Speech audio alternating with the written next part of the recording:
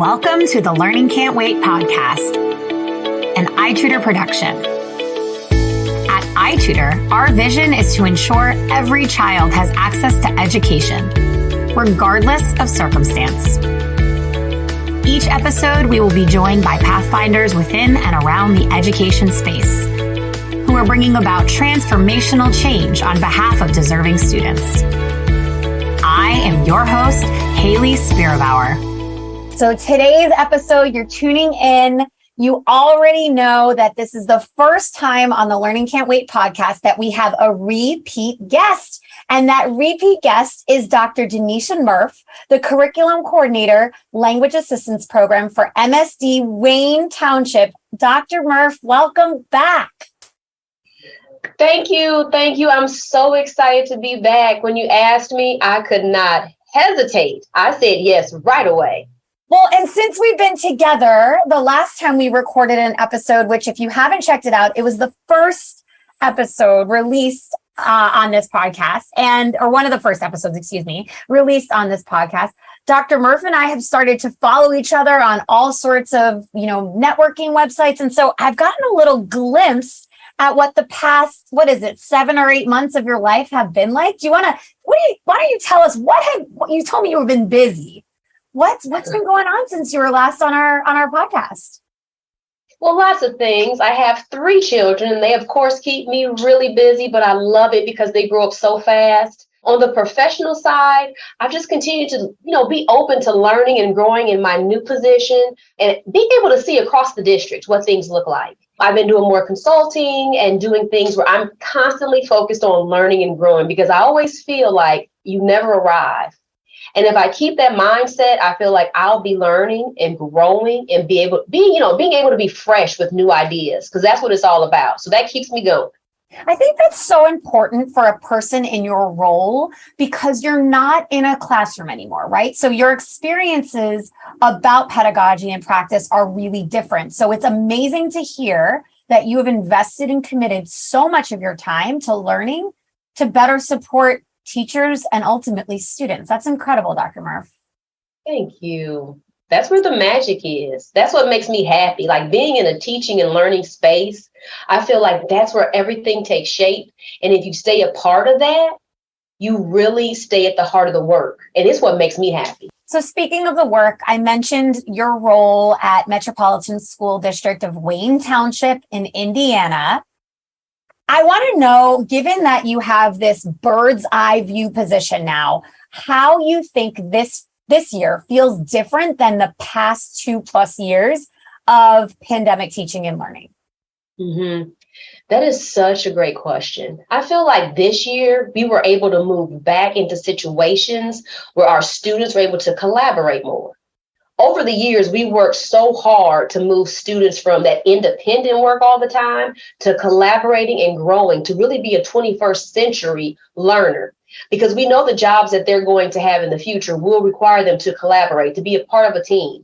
Our students need to share. They need to be able to talk, have that discourse. And what I've seen this year more of, it happened before the pandemic, but the pandemic slowed it down. But now I'm seeing so many folks getting back into the routine of taking a step back and allowing the students to be an active part of that learning, letting them take charge of their learning, having agency, ownership of that learning. I've seen so much of that this year so far. Can I tell you that my own child's kindergarten classroom last year, because of the pandemic, the kids were sitting in individual desks in kindergarten, which I understand and I appreciate my district's commitment to safety. But this year, they're back at community table. So they're sitting with 3, 4, 5 students together. And I think that promotes that collaboration you're speaking of. And I'm sure that your district probably did some of the same physical collaboration and emotional and mental collaboration as well. Yes, that's it right there.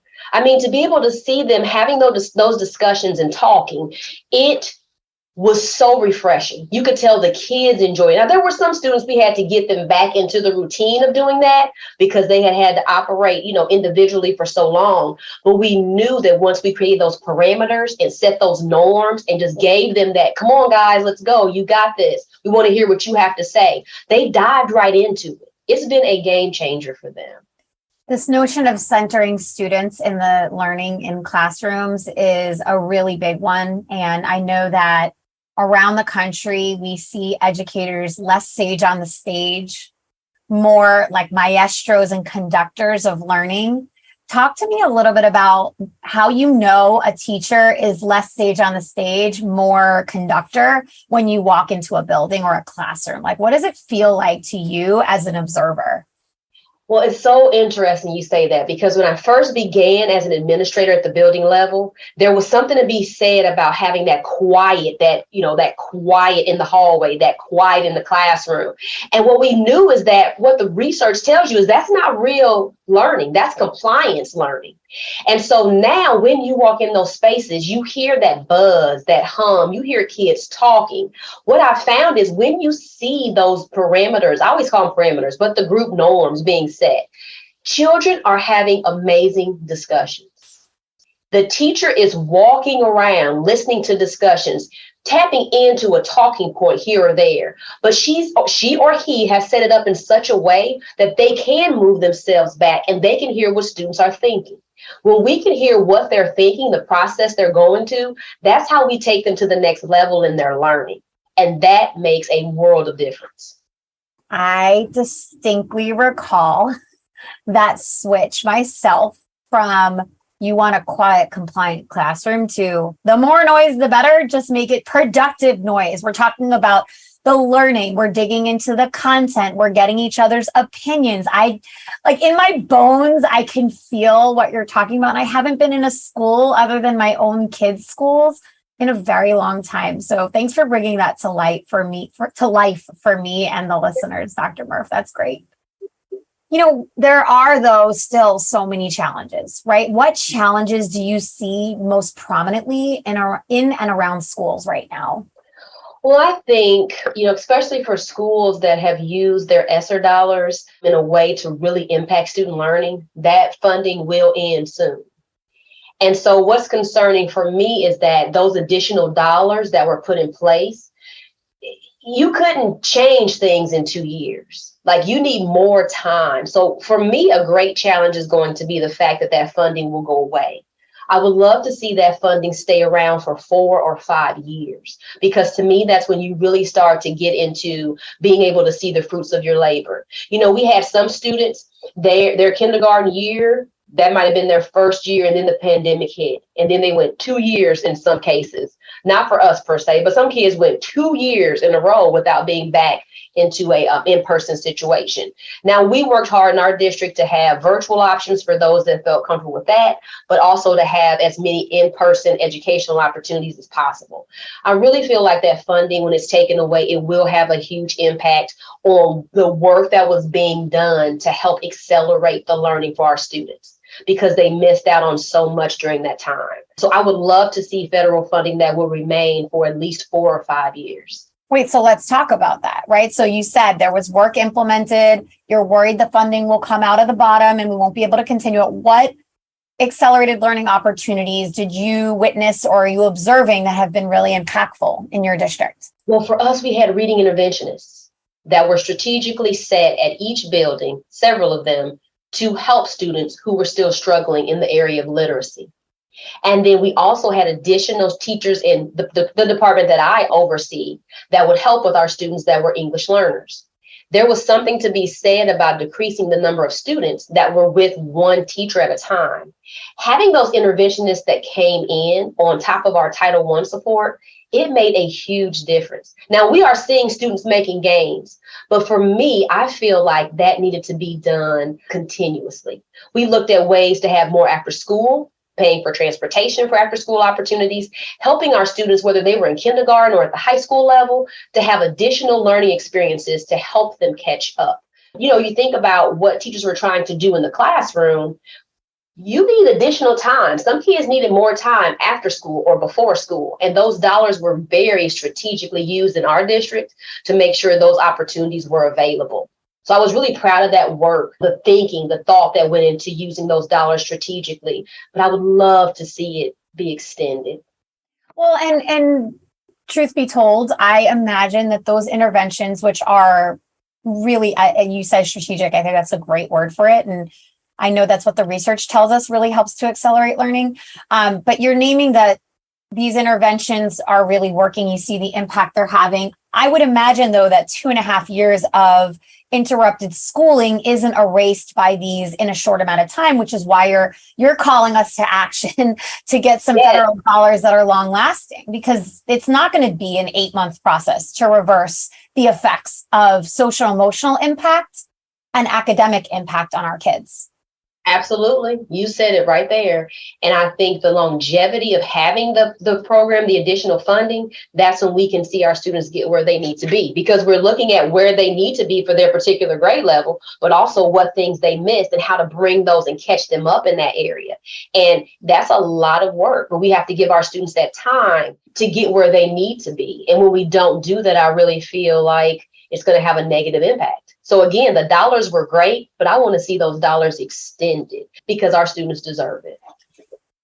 So that's obviously something that we want, and we can't just like snap our fingers and get, but I imagine that there are ways that you feel like your community has emerged stronger than before the pandemic, right? So you see many schools, many teachers, many students, many families. What have you seen that is a bright spot for you in this pseudo post-pandemic period that we're in? I would really say something I've seen that has been powerful is that return to, we call it a morning meeting, for instance, but where we're taking time to check in with our students. Our students are checking in with us and each other, and we're really focused on building that community. We talk about social and emotional learning, and we're thinking about how we want them to gain these skills, because some kids were in isolation for so long. We had to bring them back together, and they had to be able to be social and interact effectively. Those are lifelong skills that they need to be successful adults. And I really feel like our district does a great job of ensuring that our students have the opportunities to develop those skills in a meaningful environment. It's not just, hey, let's check in, do it, a little ticket to say what your temperature is. Are you green? Are you orange? Are you feeling yellow today? Whatever it might be, but they're having in-depth conversations, and students are at the heart of that. And many times you will see students that can take charge of those discussions, where again, that teacher can take a step back. I feel like when they have been able to do that in that space, it has built a stronger classroom community. And when you feel safe in the place where you're learning, you're going to learn at a higher level. When you feel safe in the place that you're learning, you're going to learn at a higher level. I just have to repeat that for a second, because you would think it's a given. You would think that's a given, but it's not. And it requires conscious attention. And it requires differentiation and personalization, because how one student feels safe isn't how all students feel safe. Right. Absolutely. I mean, when you think of a lot of the work that's been done with brain research, that has to be a part of it. And you start by letting people talk and communicate. Like, you can't just come in the room and let's get down to business. And really, in the classrooms that I'm seeing, that's not what you see when they walk in first thing in the morning. They are building community. They are building that family feel. Also helping kids know that everybody's not going to be quote unquote best friends in here, but we can learn how to treat each other with respect. The same things you want them to have, again, as I said, as adults. The classroom must be a safe space. The things we're asking children to learn now are way advanced compared to what I learned in the 4th grade or the 5th grade or the 6th grade. And to do that, your brain has to feel like, okay, I can be open to this learning. I don't have to be on guard the entire time. Like, I can open up my mind to receive this.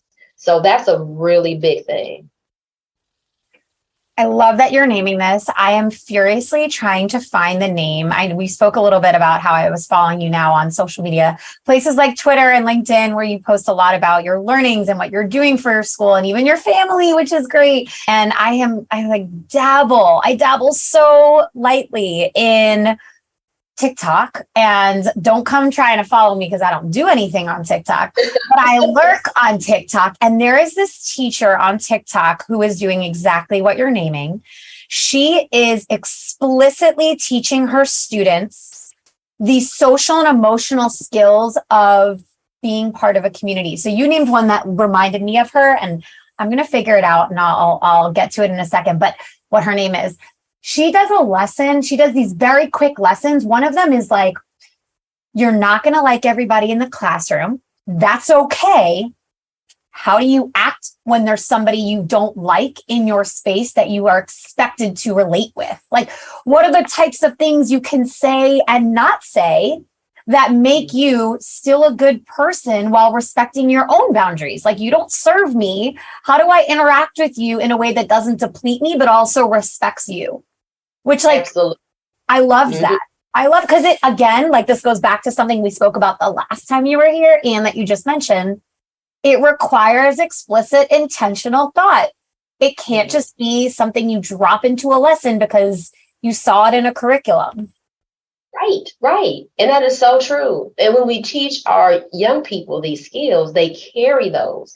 And with everything going on social media and the things that they can access and things people say and do, we have to be intentional, let them say the stuff that you see on a reality TV show, that is really not how you should act in a public space.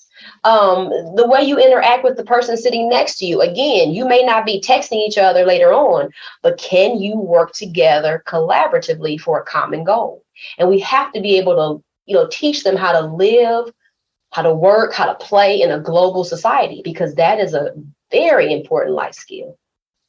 It sure is. It sure is. I know that there are some leaders in your own community at MSD Wayne Township that have been recognized for their prowess in doing exactly that. One is, and I hope I'm saying their name correctly, Tara Kokenauer, one of the 10 Indiana Teachers of the Year this past year, as well as Aretha Britton, the School Leader of the Year, Indiana Elementary Principal of the Year. Talk to us a little bit about these two folks from your community and like what makes them so great? Why were they recognized? And how proud is MSD Wayne Township that they are part of your community?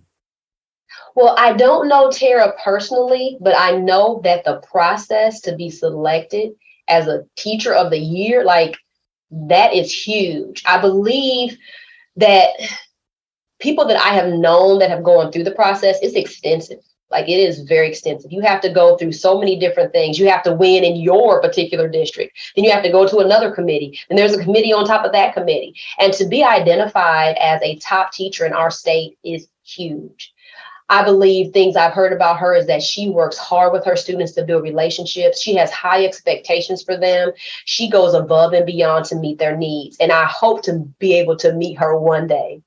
Aretha Britton actually works in Wayne Township. I have known her for almost, 20 years now. It's been about 20 years. And I've seen the things that she does firsthand to create a positive learning environment. She is so strategic in supporting her staff, her students, and her families.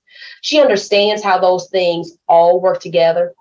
And when she was mentioned as our District 7 Principal of the Year, I was like, she is the epitome of what that would mean. She literally spends countless hours looking for ways to have a safe environment, a loving and nurturing environment, and a place where her teachers can learn and grow. She is what you would define as an instructional leader who is grounded in relationships.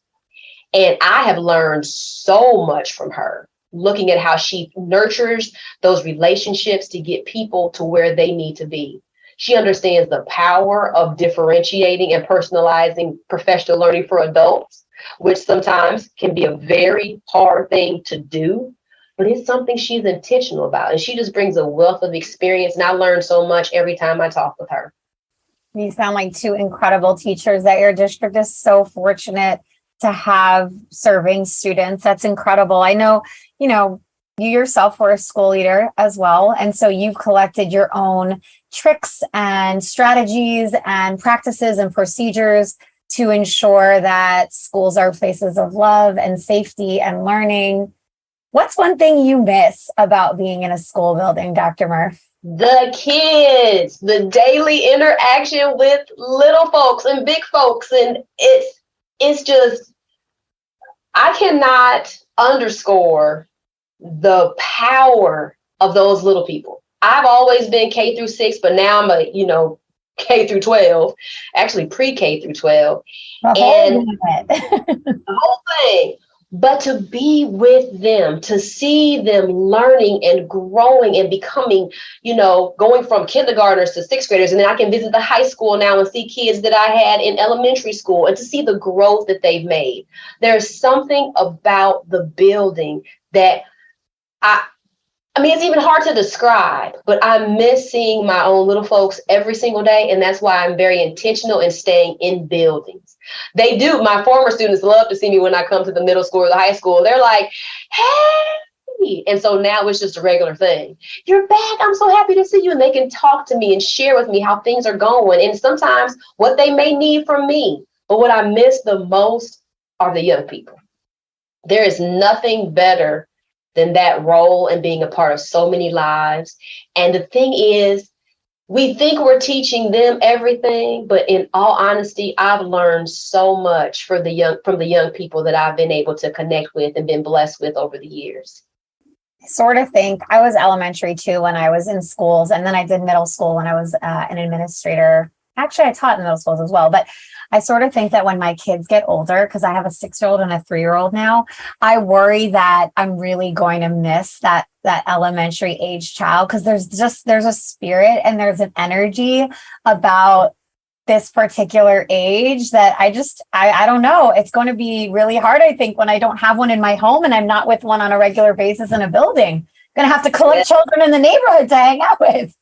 Yes, absolutely. Because I'll go to like a game or a football game, and usually my kids will go the other direction because I'm stopping and saying hello to so many young people. Like, hi, how you doing? They love to say, do you remember me?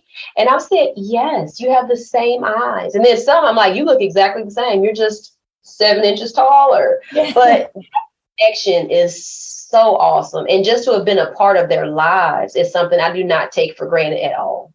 That's awesome. I can just picture the collection of folks around you when you go to a football game or go to a school. That sounds pretty amazing and speaks volumes to the impact you've had on so many people's lives, Dr. Murff. Thank you. Makes me happy. I bet. And speaking of impact, 2 years ago, and we didn't talk about this explicitly the last time. We talked about cultural competency in schools, building it intentionally, but we didn't talk about your book. And you wrote a book and you shared your views, but I'm curious, over the past year, a lot has happened. The public discourse has changed a little bit. What is your view on the ever-changing public tide of discourse around culturally responsive teaching practices? For me, I think people have tried to lump everything into just one basket. I had someone who wanted to debate me on how critical race theory is the same as culturally responsive practices. And I'm like, no, I've spent years of my life studying, implementing, developing. And like you said, I even wrote a book. It was the focus of my dissertation. Those are not the same things. Now, if you want to lump things into categories and put an umbrella over things, that's up to you. You can really make anything fit anything. But if you really know what culturally responsive practices are, you would know that that is not true. And so one thing for me that I've been really talking to people about is educate yourselves. Don't listen to sound bites, a paragraph of an article. Look at the people who actually coined the terms. Look at Dr. Gloria Lasson-Billings. Look at Dr. Geneva Gay and the work that she's done. I mean, really, think about the work that Zaretta Hammond has done to further that work. Look at Django Paris. Those folks have put their lives into this work. And if you actually read their work, it doesn't matter what someone else's article says. Look at the people who coined the terms, and that will give you the knowledge that you need. And understand that as we do dive into this work, people are going to feel uncomfortable. There's nothing wrong with feeling uncomfortable. That means when you experience that discomfort, that you're learning and growing. Some of your mindsets are being challenged, and you may have to think about why you think or believe the way you believe, how you were socialized.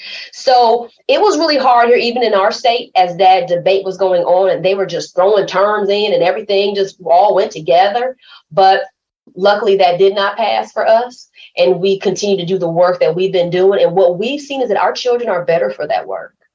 We are doing culturally responsive practices in our classroom so that every child can bring their lived experiences into the classroom and know that the funds of knowledge that they bring are valued and respected. So I want to name the book that you've written so that if folks listening are interested in reading one amongst the many you named texts, they're able to do so. It's called Culturally Responsive Pedagogy, Promising Practices for African-American Male Students, and it was published by Dr. Dennisha Murff.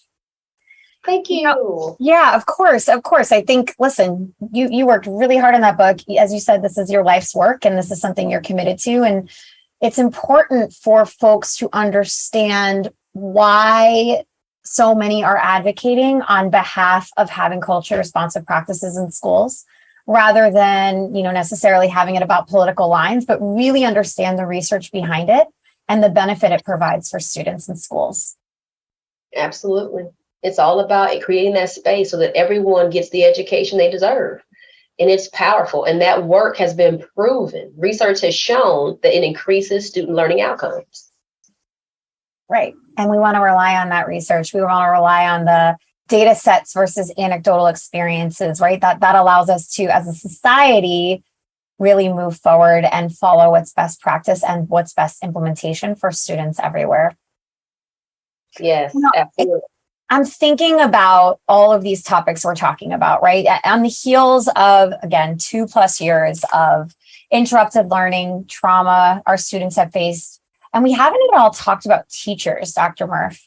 Like, what's your sense, given that you're around schools right now, of how teachers are doing in your community? I know you can't speak for the whole country, but you can speak for your corner of Indiana. And I'm curious how it's feeling right now.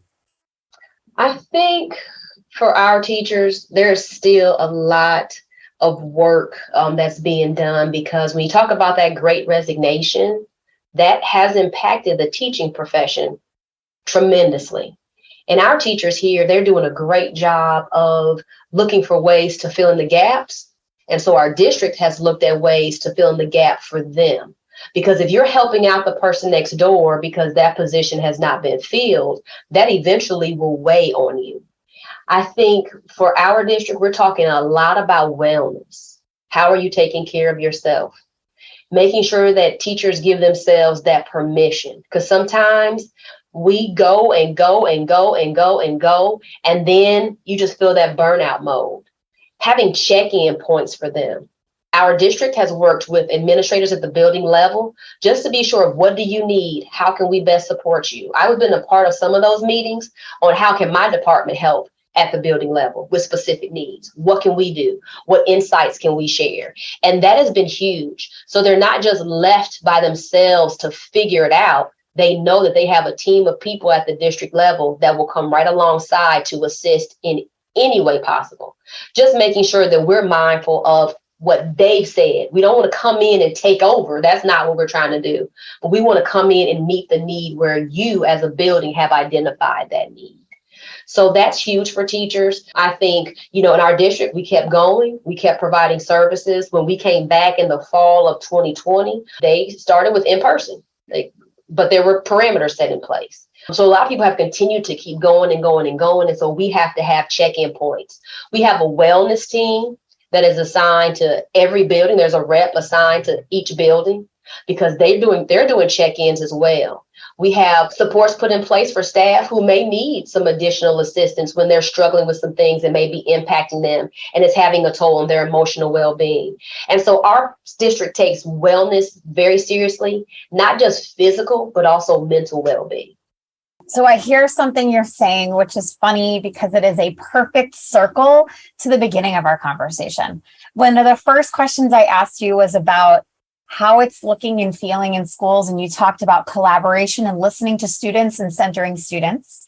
And then I asked you just now about how the teachers are doing. And you said a similar thing. You said, we're talking to teachers, we're working with teachers, we're letting them share, we're listening to them. So good practice is just good practice, whether you're working with students or you're working with adults, right? It's about listening to others, working with others, and not telling them what's best for other people, right? That's the best way in society, is to let people drive their journey and to help them along with it. And I think I also want to give credit, like when we think about that, I need to give credit to where credit is due. And our superintendent, Dr. Jeff Butts, he is about relationships. He is about relationships and taking care of the people that you lead. He models that behavior for his cabinet, for district administrators, for building administrators. I mean, in our district, that is something that he is known for. He cares about you as an individual. And that is where, to me, the rubber meets the road. It's not always about, let me check this, let me check that. He wants to check on you as a person. And so anything that he can do to make that easier, he is committed to that work.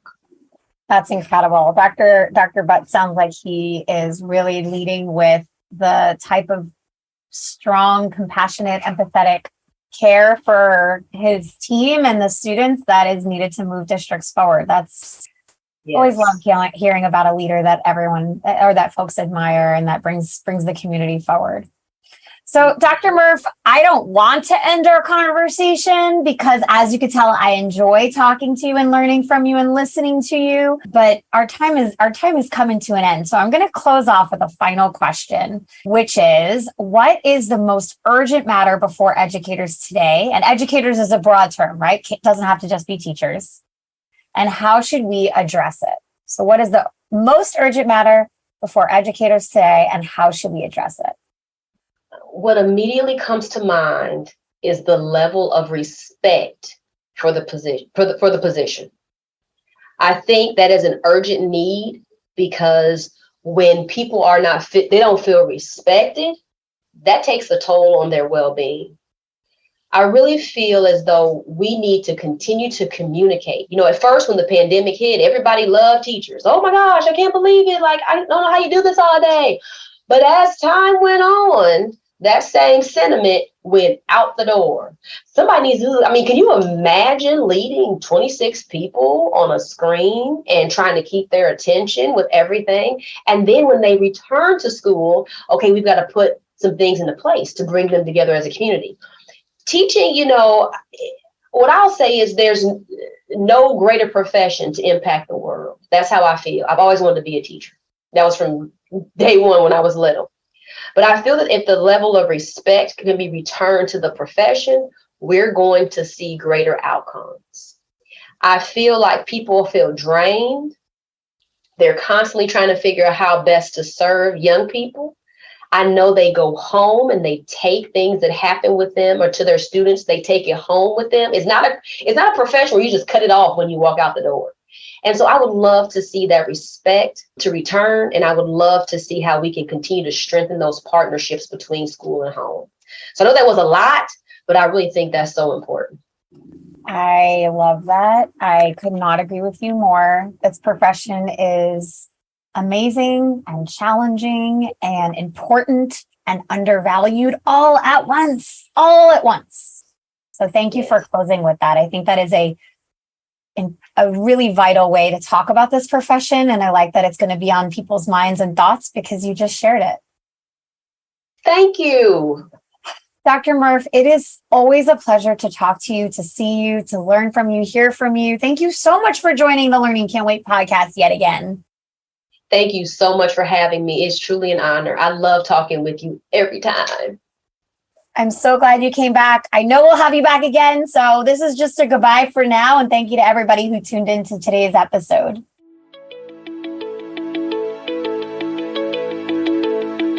Thanks for listening to the Learning Can't Wait podcast. If you liked what you heard, please rate, review, and share this episode. Be the first to know when we have a new episode by subscribing wherever you listen to podcasts. If you'd like to be a guest on the show or have a suggestion for an episode, email us at podcast@itutor.com.